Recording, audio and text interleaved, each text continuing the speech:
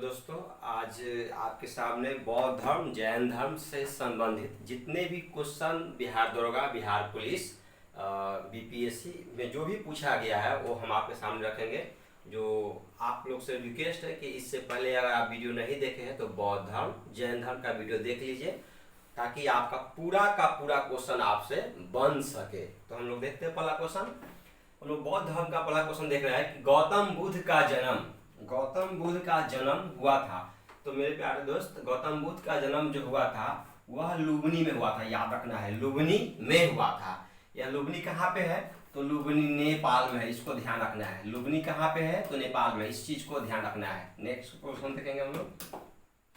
बुद्ध शब्द का तात्पर्य होता है, देखिए, गौतम सिद्धार्थ जो थे उनको जब ज्ञान की प्राप्ति हुआ तो वो बुद्ध कहलाए। तो बुद्ध के अर्थ होता है संपूर्ण ज्ञान की प्राप्ति, यानी कि एक ज्ञान संपन्न व्यक्ति। बुद्ध के अर्थ ये होता है ज्ञान प्राप्त व्यक्ति। तो मेरे प्यारे दोस्तों, इसका आंसर होगा एक ज्ञान संपन्न व्यक्ति। नेक्स्ट देखेंगे हम लोग। गौतम बुद्ध की मृत्यु कहाँ हुआ था? तो गौतम बुद्ध की मृत्यु जो हुआ था, याद रखना है आपको। देखिए, यहाँ पे आपको गौतम बुद्ध की मृत्यु के बारे में देखेंगे तो यह कुशीनगर कहाँ पे है? तो यह उत्तर प्रदेश में है। कहाँ पे है? उत्तर प्रदेश। तो ध्यान रखना है।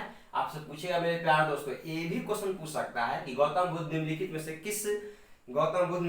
से किस स्थान से संबंधित है? देखिए, लुम्बिनी से संबंधित है। लुम्बिनी में जन्म हुआ था, कुशीनगर में मृत्यु हुआ था, बोध गया में ज्ञान की प्राप्ति हुआ था, श्रावस्ती में सर्वाधिक ज्ञान दिए थे। यह श्रावस्ती जो है, या श्रावस्ती, इसमें सबसे ज्यादा ज्ञान दिए थे। तो चारों ऑप्शन को ध्यान में रखना है। आगे देखते हैं हम लोग। नेक्स्ट, गौतम बुद्ध के संबंध में सभी सही है सिवाय, मतलब इसमें सब सही है, किसके सिवाय सब सही है? तो देखिए, गौतम बुद्ध, उनका जन्म लुम्बिनी में हुआ था, ये अभी पढ़े हैं, सही है। आगे पढ़े थे, लुम्बिनी में हुआ था। उनकी मृत्यु कुशीनगर उत्तर प्रदेश में हुआ था, ये अभी पढ़े हैं। उन्होंने ज्ञान की प्राप्ति बोध गया में, यह अभी आप जानते हैं, अभी तो एक्सप्लेन ही किए थे कि बोध गया में ज्ञान की प्राप्ति हुआ। उनके ज्ञान की प्राप्ति राजगिरी नहीं, यह राजगिरी में ज्ञान की प्राप्ति नहीं हुआ था। राजगिरी में क्या हुआ था? पहला बौद्ध संगीति जो हुआ था, फर्स्ट बौद्ध संगीति जो हुआ था वह कब हुआ था? तो ध्यान रखना है, जैसे ही महात्मा बुद्ध मरते हैं 483 ईसा पूर्व में, उसी समय फर्स्ट बौद्ध संगीति होता है। कब? 483 बीसी में, और कुछ नहीं। यानी कि आपका ऑप्शन जो हो जाएगा इसमें से, यह सही नहीं है। समझ गए कि उनको ज्ञान की प्राप्ति राजगिरी में हुआ था। राजगिरी में उनको हुआ था पहली बौद्ध संगीति। नेक्स्ट, गौतम बुद्ध को कौन सी जगह ब्रह्म ज्ञान की प्राप्ति हुआ था? वही जिसको समाधि बोलते हैं। तो याद रखना है, यह बोध गया एक जगह हुआ, जो गया से ज्ञान की जब प्राप्ति हुआ तो बन गया बोध गया। तो आंसर 5 का हो जाएगा आपका बी। और आगे नेक्स्ट देखेंगे। भगवान बुद्ध ने अपना प्रथम उपदेश प्रवचन कहाँ दिया था? तो हम लोग जानते हैं कि पहला उपदेश जो दिए थे, सबसे पहला उपदेश दिए थे कहाँ पे? सारनाथ में। और याद रखना मेरे प्यारे दोस्तों, प्रथम उपदेश को हम लोग बोलते हैं बौद्ध धर्म में धर्म चक्र परिवर्तन। धर्म चक्र परिवर्तन भी और धर्म चक्र परिवर्तन भी, कुछ भी बोल सकते हैं। धर्म चक्र परिवर्तन, तो दोनों चीज आपको लिखा हुआ मिलेगा।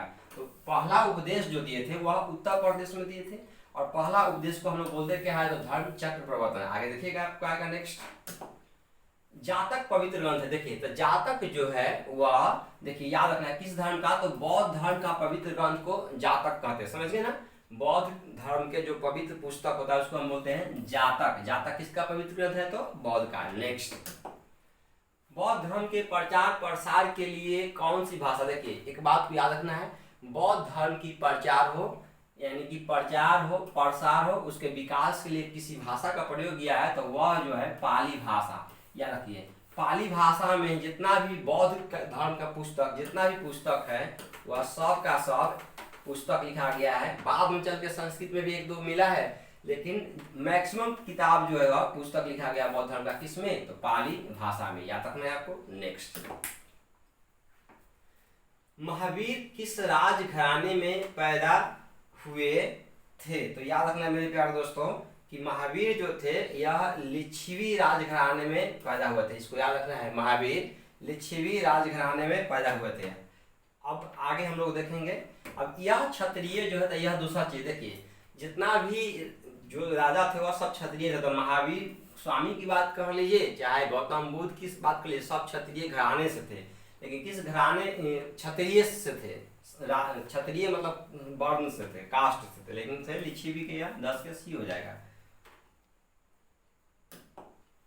अब देखिए, सांची किसकी कला व मूर्ति कला का निरूपण करता है? तो याद रखना है आपको कि देखिए, सांची जो है यह, सांची कला जो है यह बौद्ध धर्म से संबंधित है। समझ लेना है, सांची जो है, सांची का कला बौद्ध धर्म से संबंधित है, इसको याद रखना है। ये याद रखकर बी हो जाएगा। अब देखिए, बुद्ध के उपदेश का मुख्य संबंध है। अच्छा से देखिए, यह जो है आपको समझ के हिसाब से ना है, बुद्ध के उपदेशों का मुख्य संबंध है, देखना है। विचार और चरित्र को शुद्ध करना है, भक्तिवाद, कर्मकांड, व्यवहार, एक ही भगवान में विश्वास, ये सब कुछ है। देखिए, सबसे पहले याद रखना है कि बुद्ध ने भगवान में तो विश्वास करते ही नहीं थे। कर्मकांड के विरोध में तो नया धर्म ही आया था, बौद्ध धर्म, क्योंकि यह जितना भी सनातन धर्म में कर्मकांड ब्रह्मांडवाद था उसके विरोध में आया था, जिसके कारण कर्मकांड में यह विश्वास नहीं करते थे। भक्तिवाद या कुछ भी नहीं, आपका आंसर जो जाएगा वह विचार और चरित्र की शुद्धता, आंसर ये हो जाएगा 12 के ए। अब देखिए, कपिल वस्तु संबंधित है, तो कपिल वस्तु देखिए भगवान, कपिल वस्तु जो संबंधित है, देखिए तो याद रखना है आपको कि कपिल वस्तु के बारे में हम लोग ध्यान रखना है। क्या रखना है कि कपिल वस्तु जो है भगवान बुद्ध से संबंधित है, याद रखना है इसको। कपिल वस्तु किससे संबंधित है? तो कपिल वस्तु के एक छोटा सा जगह है लुबनी, कपिल वस्तु के एक छोटा सा जगह है लुबनी। यह लुबनी में ही इनका क्या हुआ था? जन्म हुआ था। तो कपिल वस्तु के छोटा सा जगह है लुबनी, और कपिल वस्तु या लुबनी है कहाँ पे? तो ये कहाँ पे है? नेपाल में है। ध्यान रखना है इसको कि कपिल वस्तु किससे संबंधित है? तो महात्मा बुद्ध से। 13 का डी हो जाएगा। नेक्स्ट, अब देखिए, महावीर एवं बुद्ध दोनों किसके शासन काल में, महावीर एवं बुद्ध किसके शासन काल में उपदेश दिए थे? देखिए, दोनों जो दिए थे बिम्बिसार के शासन काल में दिए थे। याद रखना है आपको। कैसे याद रखिएगा? देखिए, यह बिम्बिसार के लास्ट में र है, यानी कि महावीर के लास्ट में र है, अब ब है, यानी कि यहाँ पे बुद्ध में ब है। तो इसको भी याद रखने का कुछ तरीका देख लेना है कि महावीर एवं बुद्ध दोनों किसके शासन काल में उपदेश दिए थे? वह बिम्बिसार के शासन काल में उपदेश दिए थे। अब देखिए, चतुर्थ बौद्ध सम्मेलन किसके शासन काल में हुआ था? याद रखना। देखिए, आप लोग को याद है, हम लोग बोले थे कि और फिर क। देखिए, ई मतलब होता है आजाद शत्रु, आजाद शत्रु। तो आप जानते हैं, ज्यादा नहीं बोलेंगे क्योंकि आप पढ़े हो। आजाद शत्रु पहला जो था आजाद शत्रु के शासन काल में संगीत हुआ था, दूसरा जो हुआ था काला अशोक के शासन काल में, और तीसरा जो अशोक के काल में और कनिष्क के शासन काल में, चौथा। तो पूछता है कि चतुर्थ, तो चतुर्थ क से क्या हुआ? कनिष्क। अब देखिए, यहाँ पे कनिष्क के शासन काल में हुआ था, और यही कनिष्क के शासन काल में क्या होता है कि बौद्ध धर्म दो संप्रदाय में बढ़ता है। एक को बोलते हैं हम लोग क्या? श्वेतांबर, दूसरा को बोलते हैं दिगंबर। तो पूछेगा भी आपसे कि किसके शासन काल में बौद्ध धर्म दो संप्रदाय में बढ़ गया था? तो श्वेतांबर और दिगंबर। तो क से कनिष्क। नेक्स्ट देखेंगे, बौद्ध धर्म से संबंध अर्धगोला। देखिए, यहाँ अर्धगोला, ये अर्धगोला अंत्येष्टि संबंधित टीले का क्या है? देखिए, बौद्ध धर्म से संबंधित जब भी अर्धगोला आएगा तो यह कुछ भी नहीं होता है, यह अस्तु होता है। अस्तु ऐसे होता है। देखिए, ये हुआ अस्तु, देखिए ये जो है अस्तु हुआ, इसको ध्यान रखना है। ये बौद्ध धर्म से संबंधित जो मंडप जो होता है उसको हम लोग अस्तु बोलते हैं। तो ध्यान रखना है, क्या हो जाएगा आंसर? अस्तु। अब देखिए नेक्स्ट, जैन धर्म का प्रथम तीर्थंकर जो थे, तो जैन धर्म के प्रथम तीर्थंकर के बारे में हम लोग देखेंगे। याद रखना है कि जैन धर्म के प्रथम तीर्थंकर कौन थे? तो ऋषभ देव। ध्यान रखना है, ऋषभ देव प्रथम तीर्थंकर थे, जिन्होंने 4 आर्य दिए थे, 4 सत्य दिए थे। सत्य, अहिंसा, असत्य और परिग्रह। याद रखना है, सत्य, अहिंसा, अपरिग्रह,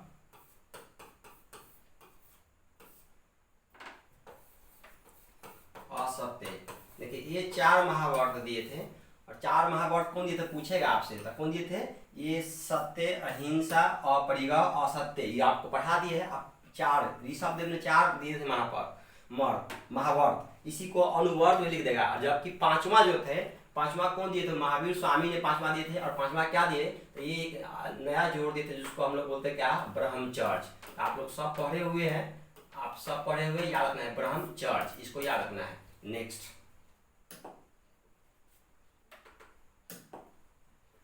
जैनवाद में पूर्ण ज्ञान के निम्न रूप में उल्लेखित किया गया। देखिए हम आपको बताए थे कि जैन धर्म में किसी भी व्यक्ति को पूर्ण ज्ञान की प्राप्ति होता है, तो पूर्ण ज्ञान की प्राप्ति को जैन धर्म में हम लोग कैवल्य कहते हैं, याद रखना है। जैन धर्म में पूर्ण ज्ञान की प्राप्ति को क्या कहते हैं? कैवल्य। और ये देखिए ये जीन जो दिख रहा है, जीन के मतलब होता है जीन, यह जीन के मतलब होता है विजेता, जो आपको पूछेगा भी है कि जीन मतलब क्या होता है, तो विजेता, याद रखना है। देखिए ये निर्वाण जो देख रहे हैं, निर्वाण के मतलब होता है क्या? मृत्यु होता है, मतलब आत्मा को छीन हो जाना शरीर से, तो इतना ध्यान रखना है। नेक्स्ट, बौद्ध धर्म ग्रहण करने वाले प्रथम महिला। देखिए बौद्ध धर्म ग्रहण करने वाली प्रथम महिला कोई और नहीं थी, महात्मा बुद्ध के सौतेली माँ या उनकी मौसी। इनका नाम क्या था? प्रजापति गौतमी, याद रखना है, प्रजापति गौतमी। तो बौद्ध धर्म को ग्रहण करने वाली कौन था? प्रथम महिला कौन था? तो गौतमी। नेक्स्ट, अब देखिए गौतम बुद्ध द्वारा भिक्षुणी संघ की स्थापना कहाँ की गई थी? देखिए हम आपको एक बात बताते हैं कि महात्मा बुद्ध ने अपने जीवन काल में ही देखिएगा कि एक संघ की स्थापना कर दी थी। संघ को आप बोले थे हम लोग कि संघ जो होगा, संघ को आप क्या समझ लीजिए? तो संघ को आप आश्रम समझ लीजिए। संघ को आप क्या समझ लीजिए? आश्रम। और अपने गौतम बुद्ध ने अपने शिष्यों को 11 गंधारों में भी बांटे थे, ये भी समझिए। जो सबसे पहले 11 गंधार जो था ये संघ में शामिल हुआ था, और इसी में से एकमात्र गंधार जो थे, जो आर्य सुदामा, जो महात्मा बुद्ध के मरने के बाद भी क्या किए? उपदेश देते रहे, इसीलिए आर्य सुदामा को थेरा या प्रथम उपदेशक कहते हैं। तो यहाँ पे देखिए गौतम बुद्ध द्वारा भिक्षुणी संघ की स्थापना कहाँ की गई थी? तो यह किया गया कहाँ पे? वैशाली में, समझ गए। नेक्स्ट, अब हम लोग देखेंगे नेक्स्ट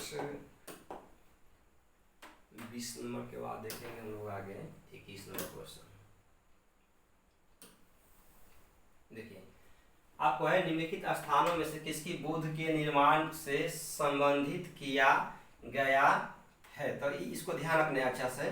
देखिए ये इन स्थानों से किसको बुद्ध से निर्माण से संबंधित? देखिए बुद्ध के निर्माण जो हुआ था, आप जानते हैं कहाँ पे हुआ था? कुशीनगर में हुआ था, याद रखना है। कहाँ पे हुआ था? कुशीनगर में, याद रखना है इसको अच्छा से। वैशाली में आप जानते हैं कि बुद्ध ने क्या किया था? तो वैशाली में बुद्ध ने एक संघ की स्थापना किया था, याद रखना है आपको। और देखना है गया में उनको क्या हुआ था? तो ज्ञान की प्राप्ति हुआ था। और कुशीनगर में क्या हुआ था? तो उसको निर्माण की प्राप्ति हुआ था। 21। नेक्स्ट क्वेश्चन आपको,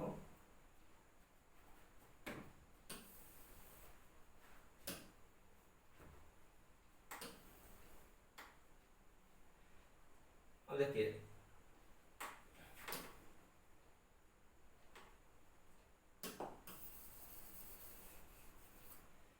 श्रीलंका में बौद्ध धर्म को प्रचार प्रसार करने के लिए कौन गया था? देखिए श्रीलंका में बौद्ध धर्म को प्रचार प्रसार करने के लिए, याद है, श्रीलंका में बौद्ध धर्म को प्रचार करने के लिए अशोक भेजा था वो अपने पुत्र। किसको भेजा था? कौन गया था? देखिए कौन गया था? तो संघमित्रा गया था, याद रखना है। अशोक है, अशोक ने अपने पुत्री संघमित्रा को श्रीलंका में भेजा था। नेक्स्ट,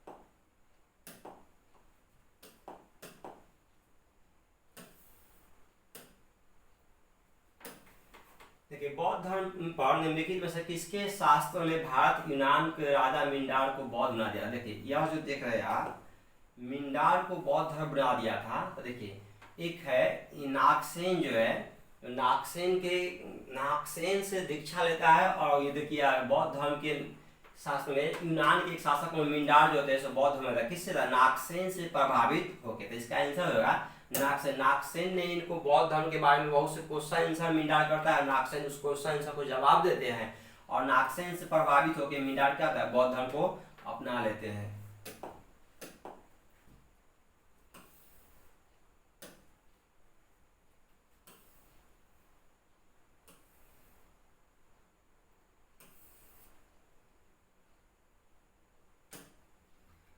निम्नलिखित में से वह अंतिम बौद्ध राजा कौन था जो संस्कृत का न महान विद्वान और न ही लेखक था। तो इसको अच्छा से याद रखना, देखना है कि आपको कनिष्क तो ऐसा कुछ था नहीं, अशोक तो ऐसा कुछ, बिंबिसार कुछ भी नहीं। देखिए यह निम्नलिखित में से अंतिम बौद्ध राजा कौन था जो संस्कृत का न के महान विद्वान और लेखक थे। देखिए हर्षवर्धन, इसका आंसर जो हो जाएगा हर्षवर्धन हो जाएगा। अशोक सब जो थे यह बौद्ध धर्म के प्रचार प्रसार करने के लिए अपने पुत्री संगीता को श्रीलंका भेजे थे। कनिष्क के शासनकाल में चौथी बौद्ध संगीति हुआ था। बिंबिसार के शासनकाल में महात्मा बुद्ध और जैन दोनों ने अपना क्या क्या था, उपदेश दिया था। तो इसका जो आंसर हो जाएगा आपको हर्षवर्धन हो जाएगा 24 का।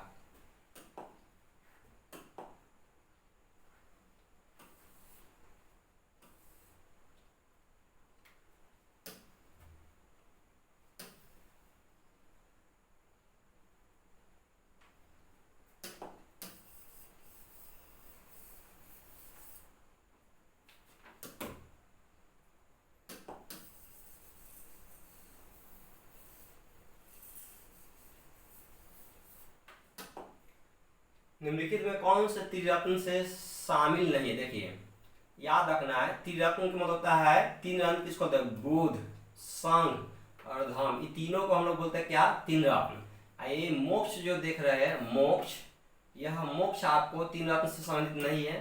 तो याद इसको रखना है कि आपका आंसर क्या जाएगा? ए वाला डी, मोक्ष।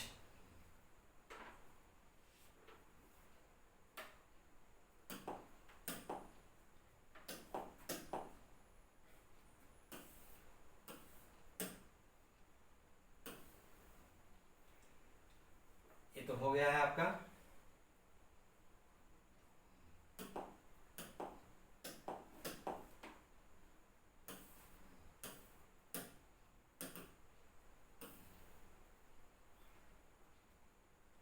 निम्नलिखित में से कौन से कनिष्क के समय में थे? तो इसको याद रखना है आपको कि निम्नलिखित में से कौन से कनिष्क के समय में थे। तो ध्यान रखना है मेरे प्यारे दोस्तों कि कनिष्क के समय में बुद्ध घोष थे। कनिष्क के समय में जो थे व्यक्ति, वह व्यक्ति कौन थे? वह व्यक्ति का नाम था बुद्ध घोष। इसको याद रखना है। यह क्वेश्चन आपको कौन हो जाएगा आंसर? बुद्ध घोष 26।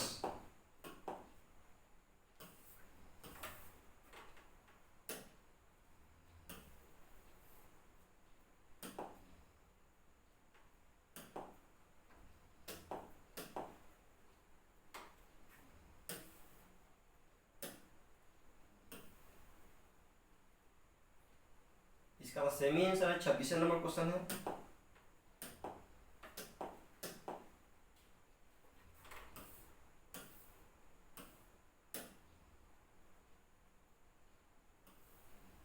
देखिए पूछ रहा है आपसे कि किसके काल में बौद्ध धर्म राजधर्म था? किसके काल में बौद्ध धर्म राजधर्म था? सुनिए, अशोक जो थे, अशोक बौद्ध धर्म को बांटने नहीं देते। बोले थे अशोक कि अगर बौद्ध धर्म को बांटेगा तो हम दंडित करेंगे।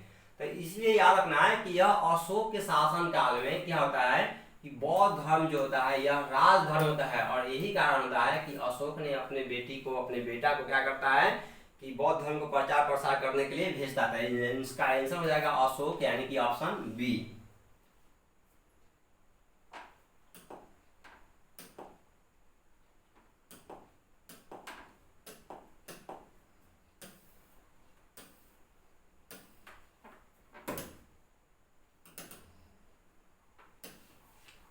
बौद्ध धर्म महायान संप्रदाय के आविर्भाव किसके राज में हुआ? अब समझिए, हम आपको बोले थे थोड़ा देर पहले डिस्कशन किए थे। देखिए यह कनिष्क जो है, कनिष्क इसका आंसर होगा। हम लोग बोले थे कि बौद्ध धर्म महायान, देखिए बौद्ध धर्म जो होता है कनिष्क के शासन काल में दो शाखाएं बढ़ता है। एक को बोलते हैं हम लोग महायान, एक को क्या बोलते हैं? महायान, और दूसरा को बोलते हैं क्या?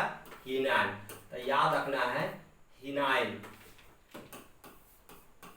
तो ये मेरे प्यारे दोस्तों, यहाँ पे कनिष्क के शासन काल में कट के दो भाग में बढ़ता है, जिसको एक महान और दूसरा को हीनान बोलते हैं। याद रखना है महायान शाखा और हीनान शाखा। तो किसके शासन काल में?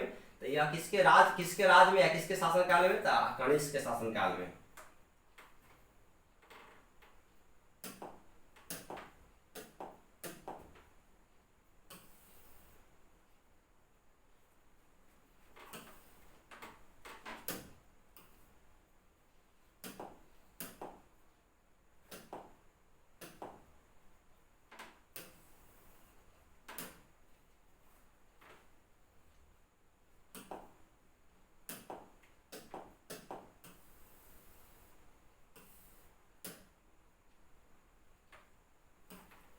देखिए यहाँ पे याद रखना है कि गौतम बुद्ध की जन्म स्थान कपिलवस्तु स्थित है। तो हम लोग बोले थे कि देखिए शुरू में ही क्वेश्चन किए थे, उस समय बता दिए थे कि गौतम बुद्ध का जन्म स्थान कपिलवस्तु जो है, कपिलवस्तु के लुबनी में जन्म हुआ है। समझ में, तो कपिलवस्तु कहे चाहे लुबनी कहे या नेपाल से